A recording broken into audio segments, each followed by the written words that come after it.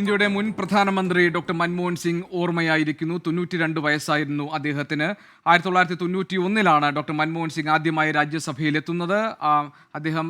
അദ്ദേഹത്തിന് നാമനിർദ്ദേശം ചെയ്യപ്പെട്ടത് ആസാം സംസ്ഥാനത്ത് നിന്നായിരുന്നു. പിന്നീട് അദ്ദേഹം 2004 ഇന്ത്യയുടെ UPA സർക്കാർ അധികാരത്തിൽ വന്നപ്പോൾ അദ്ദേഹം ഇന്ത്യയുടെ പ്രധാനമന്ത്രിയായി. തുടർന്ന് അദ്ദേഹം 2008 അവിശ്വാസത്തെ നേരിടുകയും 2009 വീണ്ടും രണ്ടാം UPA സർക്കാരിനെയും നയിക്കാനുള്ള ഭാഗ്യം ഡോക്ടർ സിംഗിനുണ്ടായി. പക്ഷേ പിന്നീട് അദ്ദേഹം ഒരു രാഷ്ട്രീയക്കാരനായിരുന്നില്ല. അദ്ദേഹം ഒരു സാമ്പത്തിക വിദഗ്ധനായിരുന്നു. 91 അദ്ദേഹം ബജറ്റ് അവതരണത്തിൽ ആണ് ആദ്യമായി ഇന്ത്യയുടെ സാമ്പത്തിക നയരൂപീകരണത്തിൽ പുതിയ ദിശാബോധം നൽകുന്ന വലിയ മാറ്റങ്ങൾക്കുള്ള തുടക്കമിട്ടത്.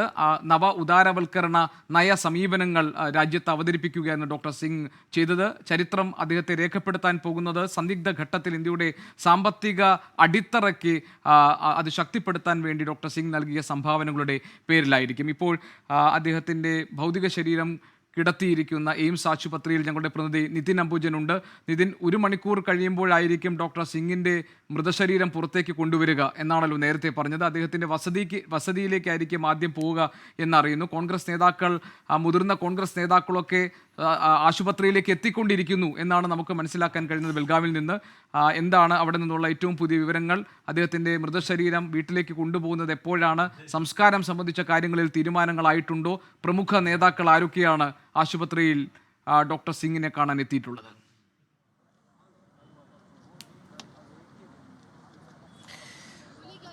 ഗോപി, ഇതുവരെ ഇതുമായി ബന്ധപ്പെട്ട ഒരു ഔദ്യോഗികമായിട്ടുള്ള വിവരം എന്തായാലും നമുക്ക് ലഭ്യമായിട്ടില്ല. പക്ഷേ ഇവിടെ നിന്നുള്ള നേതാക്കളുടെ ഭാഗത്തും അതോടൊപ്പം തന്നെ എയിംസ് അധികൃതരുടെ ഭാഗത്തും നമുക്ക് ലഭ്യമായ ഒരു പ്രകാരം ഏതാണ്ട് 1 മണിക്കൂറിനകം തന്നെ മൻമോഹൻ സിംഗിൻ്റെ മൃതദേഹം അദ്ദേഹത്തിൻ്റെ ജൻപത്തിലെ വസതിയിലേക്ക് കൊണ്ടുപോകും എന്നുള്ളതാണ്. അതിൻ്റെ നടപടിക്രമങ്ങൾ ഇപ്പോൾ എയിംസിൽ പുരോഗമിക്കുന്നു എന്ന് മനസ്സിലാക്കുന്നു. ഇതിന് മുന്നോടിയായി പ്രധാനമന്ത്രിയും കേന്ദ്ര ആഭ്യന്തരമന്ത്രിയും ഇവിടേക്ക് എത്തുമെന്നാണ് പ്രതീക്ഷിക്കുന്നത്. അതിൻ്റെ നടപടികൾ എന്തായാലും സുരക്ഷാ നടപടികൾ പോലീസിൻ്റെ ഭാഗത്തുനിന്നും നടക്കുന്നുണ്ട്.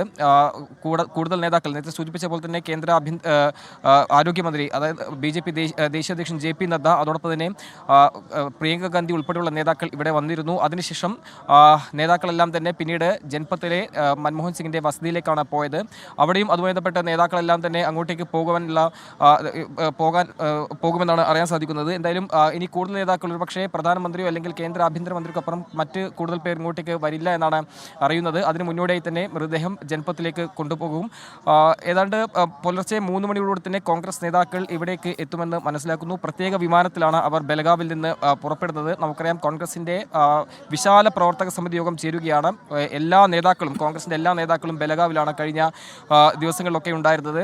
ഈ വിവരം അറിഞ്ഞ ശേഷം അവർ ഈ പരിപാടിയെല്ലാം വെട്ടിച്ചുരുക്കി നേതാക്കളെല്ലാം ഡൽഹിയിലേക്ക് പുറപ്പെട്ടിട്ടുണ്ട്. കേരളത്തിലുള്ള പ്രതിപക്ഷ നേതാവ് VD സതീശനും മറ്റ് എല്ലാ നേതാക്കളും ഡൽഹിയിലേക്ക് വരികയാണ്. നാളെ രാവിലെയോടുകൂടി തന്നെ അവർ ഡൽഹിയിലെത്തും.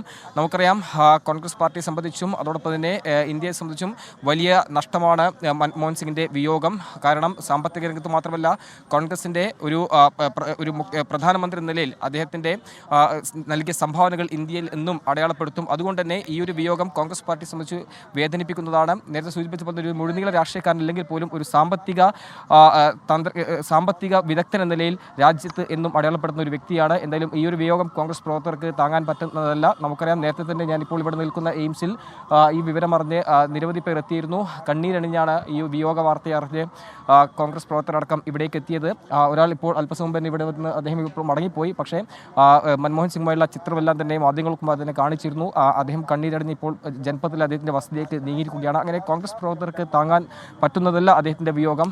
കഴിഞ്ഞ ഏതാനും നാളുകളായി ആരോഗ്യസ്ഥിതി മോശമായിരുന്നു. ഇടയ്ക്കിടെ എയിംസിൽ ചികിത്സയ്ക്ക് വരാറുണ്ടായിരുന്നു. അപ്പോഴും ഇന്ത്യയിലെ ഇപ്പോഴത്തെ നിലവിലെ രാഷ്ട്രീയ സാഹചര്യത്തിലെല്ലാം കൃത്യമായി നിരീക്ഷിച്ചുകൊണ്ട് പ്രതികരിക്കുന്ന ഘട്ടത്തിലെല്ലാം അദ്ദേഹത്തിൻ്റെ വാക്കുകൾ നമ്മൾ കേട്ടിരുന്നു. നമുക്കറിയാം, കഴിഞ്ഞ ദിവസങ്ങളടക്കം മൻമോഹൻ സിംഗുമായി ബന്ധപ്പെട്ട കാര്യങ്ങളെല്ലാം തന്നെ രാജ്യത്ത് ചർച്ച ചെയ്തു. അങ്ങനെ 2004 മുതൽ 2014 വരെയുള്ള രാഷ്ട്രീയ സാഹചര്യം നിരന്തരം നമ്മളെ ഓർമ്മിക്കപ്പെടുന്ന കാലത്തൂടെയാണ് നമ്മൾ കടന്നു പോകുന്നത്. ഇതിനിടയിലാണ് ഇപ്പോൾ മൻമോഹൻ സിംഗിൻ്റെ വിയോഗം. എന്തായാലും അല്പസമയത്തിന് തന്നെ എയിംസിൽ നിന്നും ജൻപത്തിലെ വസതിയിലേക്ക് കൊണ്ടുപോകുമെന്നാണ് മനസ്സിലാക്കാൻ സാധിക്കുന്നത്. ഇവിടെ അതിൻ്റെ ഉള്ള നടപടിക്രമങ്ങൾ എയിംസിന് പുറത്ത് നടത്തിവരുന്നു. 3 ജൻപത്തിലേക്ക്, അദ്ദേഹത്തിൻ്റെ വസതിയായ 3 ജൻപത്തിലേക്കാണ് മൃതദേഹം കൊണ്ടുപോവുക. കൂടുതൽ നേതാക്കൾ, സോണിയാഗാന്ധി ഉൾപ്പെടെയുള്ള നേതാക്കൾ അങ്ങോട്ടേക്ക്, അതായത് ജൻപത്തിലെ വസതിയിലേക്ക് പോകുമെന്നാണ് ഈ ഘട്ടത്തിൽ നമുക്ക് മനസ്സിലാക്കാൻ സാധിക്കുന്നത്. എന്തായാലും കൂടുതൽ നേതാക്കൾ എയിംസിലേക്ക് വരാനുള്ള സാധ്യത ഇല്ല. ഗോപി.